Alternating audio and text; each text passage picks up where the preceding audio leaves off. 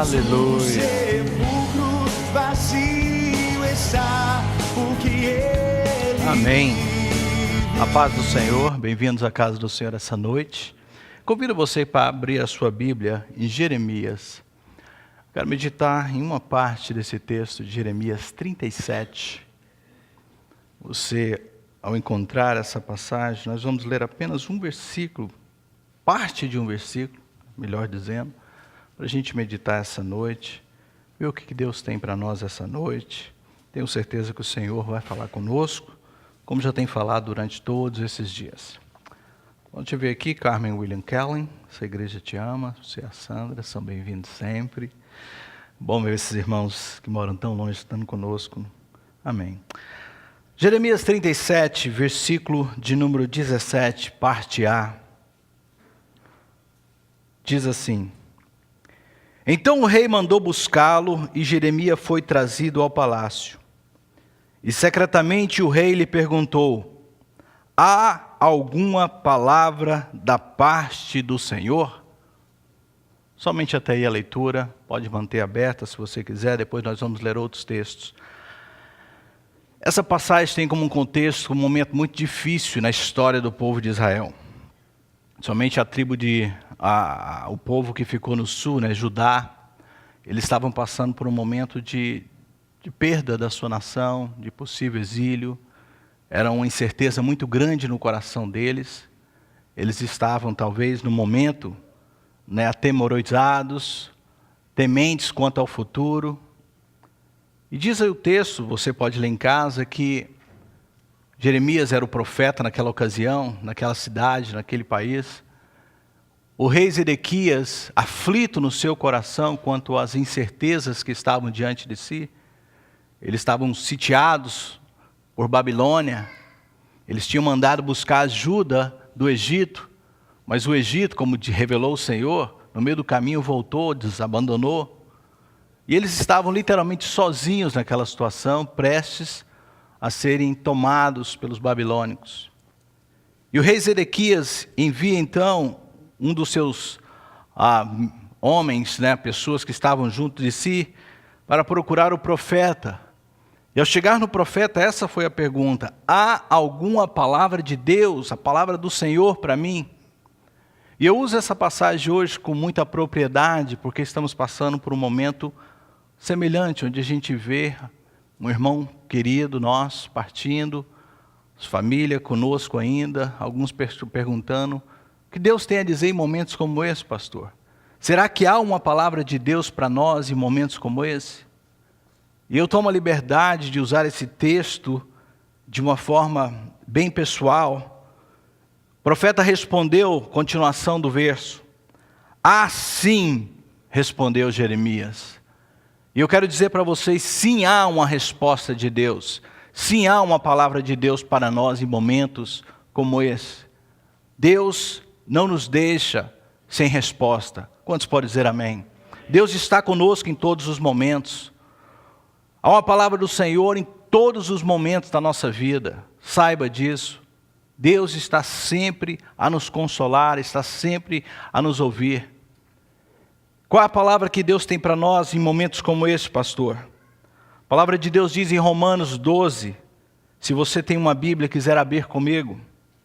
Em momentos assim, a palavra de Deus diz, Romanos 12, verso de número 15. O apóstolo Paulo, instruindo esses irmãos e também a nós, diz: alegrem-se com os que se alegrem e chorem com os que choram. Palavra de Deus para momentos como esse, Deus sim sabe e conhece a nossa dor. Há uma palavra de Deus no momento de dor. Para nós, vamos chorar com aqueles que choram. Vamos entristecer, porque perder um ente querido dói. Quase todos que estão presentes, possivelmente já perdeu alguém que você ama. Seja um amigo, seja um parente, você sabe que isso dói. Você sabe que em momentos inesperados, como foi o caso do irmão, as pessoas sentem a dor. Mesmo quando há uma preparação devido a uma enfermidade, tudo, da velhice, seja o que for, quando a pessoa parte, a gente sente a dor. E a palavra de Deus nos instrui que nós devemos chorar com os que choram. Não devemos ignorar a dor. Não devemos simplesmente deixar que ela passe de lado o tempo. Não, devemos chorar com os que choram. Há momentos de choro, há momentos de lamentarmos. Mas a Bíblia diz também que há momentos de nos alegrarmos. Amém? Há momentos que nós iremos alegrar juntos. Eu comentava com a minha esposa essa semana que há um tempo atrás eu li isso e tenho aprendido que é uma verdade. Às vezes a gente se surpreende com as pessoas que estão conosco nos momentos difíceis. É verdade que a gente, nos momentos difíceis, conhece realmente pessoas que nós não pensaríamos que estariam conosco. E às vezes a gente fala assim, amigos são aqueles que estão conosco nas horas difíceis. E eu acho que há sim uma certa verdade nisso. Mas nem toda pessoa que está conosco nas horas difíceis são verdadeiramente amigos. Amigos, eu tenho aprendido, são aqueles que estão comigo também nas horas da alegria. Porque os meus inimigos não suportam a minha alegria. Amém? As pessoas que nos odeiam não suportam ver você feliz. Amigos, eu creio que são aqueles que estão conosco, como diz esse texto de Romanos 12, que estão conosco na alegria e estão conosco na hora da dor. Por isso que eles alegram com os que se alegram e choram com os que choram. Tire da sua mente essa ideia de quem está comigo na hora da dor são os meus amigos. Não, aqueles que estarão com você também na hora da alegria. Deus sabe muito bem o que é a nossa dor. Nós estamos falando nesse mês, vamos começar preparação para o Natal da encarnação de Jesus. Jesus se fez carne, habitou entre nós, conheceu cada detalhe, não só ele já tinha nos feito, mas vivenciou cada detalhe da vida humana. Jesus sabe o que é a dor. Jesus sabe o que é a dor de um ente querido. João coloca dessa forma no capítulo 11 do seu Evangelho, verso de número 35. Quando Jesus avistou o túmulo do seu amigo Lázaro, viu todo aquele alvoroço por causa da sua morte. O menor versículo da Bíblia diz que Jesus chorou. Jesus sabe o que é a dor. E se o próprio Deus encarnado chorou, eu aprendo que uma palavra de Deus para momentos como esse, sim, temos que chorar com os que choram. Quantos podem dizer amém? A palavra de Deus para nós é que nós temos que aprender a nos compadecer, a sentir a dor do outro, a estar do lado dele em momentos tão difíceis. Há uma palavra de Deus para nós: chorem com os que choram, alegrem-se com os que se alegram. Há também uma palavra de Deus para nós de socorro. O Salmo 121, bem conhecido esse salmo, se você puder abrir comigo. Na aflição, nos momentos difíceis que vivia Davi, ele escreve dessa seguinte forma de salmo, um canto, de peregrinação do povo. Eles dispersos, sem saber para onde ir, gritaram: levanto os meus olhos para os montes e pergunto, de onde me virá o socorro?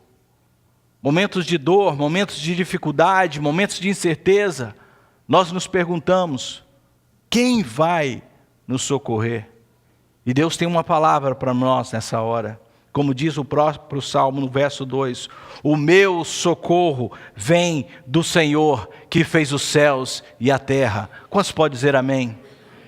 Há uma palavra de Deus na dor, que devemos chorar com os que choram, e há uma palavra de Deus na hora daqueles que gritam por socorro, dizendo, eu sou o vosso socorro. Eu sou aquele que estou convosco nos momentos difíceis. A palavra de Deus diz que o Espírito de Deus, o Espírito Santo, foi enviado para nos ajudar. João 16, verso de número 7, Jesus, antes de partir, na sua oração com seus discípulos, ele os chamou e disse o seguinte: todavia vos digo a verdade, que convém que eu vá para o Pai, porque se eu não for, o Consolador não virá, mas quando eu for, eu sei que ele virá. Quantos sabem que Jesus já partiu? O Espírito Santo então está conosco nessas horas, amém? E Jesus diz que ele é o Consolador. Nas horas de socorro, o Espírito Santo está conosco, do nosso lado, para nos consolar. Eu não sei se você já experimentou esse consolo, eu já tenho experimentado na minha vida. É tão bom saber que o Espírito Santo está ao nosso lado nos momentos difíceis. Quem pode nos socorrer nas horas de dor e de sofrimento? A A palavra de Deus diz que o Espírito Santo, nosso Deus, é o nosso socorro bem presente na hora da angústia. Há uma palavra de Deus sim para nós na hora que gritamos por socorro. E há também uma palavra de Deus para nós que nos dá esperança. 1 Tessalonicenses 4,13 diz o seguinte, se você puder abrir a sua Bíblia e ler esse texto, eu quero que todos leiam esse texto. 1 Tessalonicenses 4,13. Não quero, porém, irmãos, que sejam ignorantes acerca dos que dormem, ou seja, daqueles que morreram, para que não vos entristeçais como os demais que não têm esperança. Eu vou repetir, Paulo dizendo a esses irmãos, disse, irmãos, não quero que vocês fiquem sem compreender acerca das coisas daqueles que morreram, como aqueles que não têm esperança. Aqueles que vivem neste mundo, vós sabeis que aqueles que morreram em Cristo têm esperança. Quantos podem dizer amém? Sim, nós devemos chorar com os que choram, mas devemos também nos alegrar de saber que temos essa certeza, essa esperança, de que em Cristo nós não morreremos eternamente. Nós temos a vida eterna. Ter esperança num contexto bíblico é ter garantia, é ter a certeza que a sua vida em Deus está guardada. Ficamos tristes, mas nós não sofremos, amém? Ficamos sim, chorando em alguns momentos, mas temos uma esperança em nossos corações, de saber que o Ramos, ou qualquer aquele que tenha conhecido Jesus, já está com o Senhor, amém? A vida eterna é-nos garantida. A esperança que temos é porque Jesus fez tudo o que nós não podíamos fazer. Durante esse mês nós vamos estar falando sobre isso. Como foi importante a encarnação de Jesus. Como é importante o Verbo encarnado, tomando o nosso lugar, recebendo a culpa que nos era cabida. Como é bom saber que Jesus levou o preço da morte, mas como diz a palavra de Deus, também nos deu o direito de ter a vida eterna. Também nos deu a alegria e a certeza que teremos uma morada com Deus. João capítulo 16, verso 20, eu queria que você abrisse também esse texto. Quando Jesus falava da sua morte, quando Jesus anunciava aos seus discípulos que muito em breve ele seria entregue nas mãos dos seus acusadores, que muito em breve ele estaria sofrendo ali naquela cruz, Jesus disse a ele, digo-vos que certamente vocês chorarão e se lamentarão, mas o mundo se alegrará. Vocês se entristecerão, mas a tristeza de vocês se transformará em quê? Alegria. Por que Jesus estava falando isso? Porque ele estava dizendo, eu vou ressuscitar, eu vou voltar, eu tenho o poder sobre a morte, e a morte não pode me deter. É por isso que um crente, quando morre, ele fala assim, olha, pode até ser por um momento que eu fique triste, mas eu vou me alegrar, porque eu sei que eu vou ressuscitar com Cristo Jesus. Quantos têm essa certeza já no seu coração? Amém? Quantos têm a certeza que se um momento inesperado acontecer na sua vida, você pode dizer assim, olha, vocês podem entristecer por um tempo, mas se alegrem, porque saibam que eu estarei com o Senhor na ressurreição dos mortos. Amém? Isso é muito bom, irmão, saber. Jesus estava falando que eles podiam se alegrar, porque a morte não podia detê-lo. Eles podiam se alegrar porque não existe mais os grilhões da morte sobre aqueles que estão em Cristo Jesus. Jesus venceu a morte e nós venceremos também. A esperança que temos é essa. Romanos capítulo 6, verso 5, Paulo descreve nesse livro como ninguém todo o processo, toda a questão da queda e a salvação do homem. E no verso 5 do capítulo 6 ele diz, porque se fomos plantados juntamente com ele na semelhança da sua morte, também o seremos na da sua ressurreição. Ou seja, se nós nos identificamos com Jesus na sua morte, nós também podemos nos identificar com ele na sua ressurreição. O nosso corpo, irmãos, nada mais é do que a semente para a vida eterna. Quantos podem dizer amém? Seu corpo é uma temporada morada que o Espírito Santo tem permitido que você viva. Deus tem permitido que você viva nesse templo temporal. Mas vai chegar um tempo que esse corpo vai ser tomado. A palavra de Deus diz que esse corpo deve voltar para o pó. Esse corpo deve voltar para a terra. Mas um dia Deus vai chamar para a ressurreição este corpo. Pode estar onde quer que esteja, da forma que estiver, Deus vai trazer de volta o nosso corpo. E nós estaremos, como Jesus, com um novo corpo. Paulo, em 1 Coríntios capítulo 15, descreve ali o corpo, que no abrir de fechar de olhos, nós seremos transformados como o Senhor Jesus foi. Eu estava conversando com os meus alunos no domingo, na terça-feira, passada. Eu dizia para eles, olha irmãos, uma das coisas magníficas do corpo glorificado é que ele pode se transportar de um lugar para o outro rapidamente. Ele pode ultrapassar barreiras físicas. E mais ainda, ele pode se alimentar. Isso não é tão bom? Saber que a gente vai poder comer no céu? Jesus comeu um bom peixe, um bom pão ali, depois que ressuscitou. Isso é maravilhoso. Significa que no céu, porque comida significa o quê? Comunhão. A gente vai manter a nossa comunhão, a gente vai se alegrar, a gente vai sentar junto, a gente vai fazer grandes coisas junto. Parece que os irmãos receberam uma má notícia quando eu disse isso. Você não quer comer no céu, não? Eu gostei muito da notícia. Quando eu vi Jesus comendo, eu falei assim, nossa, isso é muito bom. Eu gosto de comer. Comer é um dos prazeres da vida. E comer e não engordar, não receber doença em cima do corpo. Não é que maravilha? A gente vai poder comer de tudo, vai ser uma bênção. Então Jesus, ele é a primícia, ele foi o primeiro, ele é o primogênito da ressurreição. Ele é aquele que morreu para que nós também tivéssemos a vida eterna que ele tem. João capítulo 14, abra-se por favor esse texto. Jesus querendo consolar os seus discípulos acerca da sua morte e dar a esperança para eles acerca da morte deles. Porque Jesus vai dizer para eles, vocês também vão morrer. Vocês também vão enfrentar o que eu vou enfrentar. Mas eu quero que vocês tenham esperança, porque eu venci a morte. E no capítulo 14, versos de 1 a 3, Jesus falando aos seus discípulos, diz, não vos turbe o vosso coração. Credes em Deus, credes também em mim. Ele diz, na casa do meu pai há o quê? Muitas moradas. Se não fosse assim, eu não vos teria dito. Vou-lhes preparar um lugar. Olha que lindo isso. Vou-lhes preparar um lugar. E quando eu for e vos preparar lugar, virei outra vez. E vos levarei para mim mesmo, para que onde eu estiver, vós estejais também. Quantos amam Jesus? Quantos querem estar com Jesus? Então saiba que Jesus vai te buscar. Amém? Em qualquer momento. Eu li essa semana, viva como se fosse o seu último dia. E um dia você vai acertar. Um dia você vai acertar. No momento que você menos esperar, a morte pode estar te levando. E a gente não deve simplesmente pensar que a morte é o fim. Para nós, a morte é o início de uma vida eterna. Jesus, nesse texto, diz, eu vou preparar lugar para vocês. Nosso irmão Ramos já está lá, amém? Nosso irmão Ramos já foi recebido pelo Senhor. Se eu for, vou preparar lugar, e quando eu estiver preparado, eu vou vir voltar e buscar vocês. Pode ser através da morte, pode ser através do arrebatamento.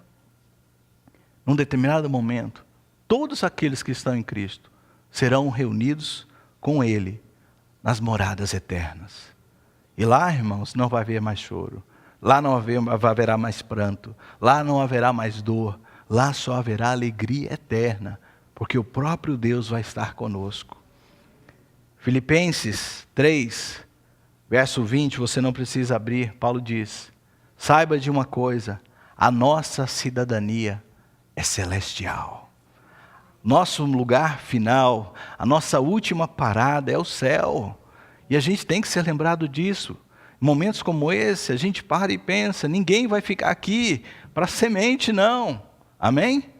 A gente vai passar, num momento ou outro, a gente vai estar com o Senhor.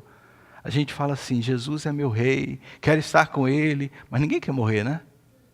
Mas a gente tem que se lembrar que a gente vai enfrentar a morte. A morte vai chegar para todos. E a gente tem que ter esperança na hora da morte, amém? E trazer esperança para aqueles que estão vivendo um momento como a Samira. Estar do lado dela é muito bom, chorar com ela é muito bom, mas devemos também nos alegrar dizendo, sabe Samira, nós temos esperança em Jesus, porque o Ramos está num novo lugar, Ramos está numa nova morada. Ninguém mais pode separar ele de Jesus. Ninguém mais pode separar ele de Deus. Ninguém mais pode lhe fazer dano. Ninguém mais pode tocá-lo. Ele está com o Senhor. Há uma palavra de Deus para nós em momentos como esse. Há uma palavra de Deus que nós temos sim a certeza de uma morada eterna. Eu concluo essa mensagem dizendo: se gritarmos, Senhor, será que há uma palavra para nós em momentos como esse? A resposta é sim, há uma palavra. Podemos levar a nossa dor para Ele, porque Ele conhece a dor do homem. Podemos também chegar a Ele e gritar por socorro, e Ele vai nos ouvir. Ele é o nosso socorro. Podemos chegar diante dEle e ter esperança, porque Ele é a ressurreição e a vida. Eu quero que vocês guardem essa palavra no coração de vocês, igreja.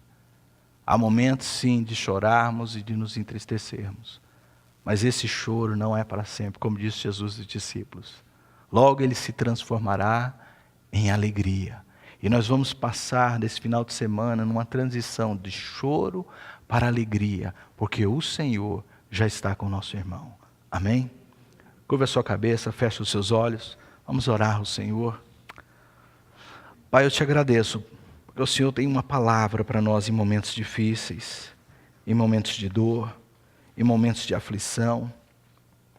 É tão bom saber que o Senhor está conosco, como a Tua palavra nos prometeu, todos os dias. O Senhor não nos deixa, Senhor, em momentos nenhum. Nessa hora, Pai, que nós estamos passando por essa transição da vida dos nossos irmãos, Ramos está com o Senhor. Eu oro, Senhor Jesus, que essa palavra possa ficar no nosso coração. Eu oro que a gente possa entender, Jesus, que o Senhor conhece a nossa dor, que a gente pode expressá-la. O Senhor próprio chorou, o Senhor próprio lamentou pela morte do teu amigo, irmão Lázaro. Nós estamos tristes, Senhor, com a partida do nosso irmão, tão inesperada, tão cedo, tão jovem. E nós choramos por ele, Pai. Nós também chegamos diante do Senhor e clamamos por socorro. Nós clamamos, ó Deus, que o Senhor possa vir e socorrer agora essa família, as suas filhas, ó Pai.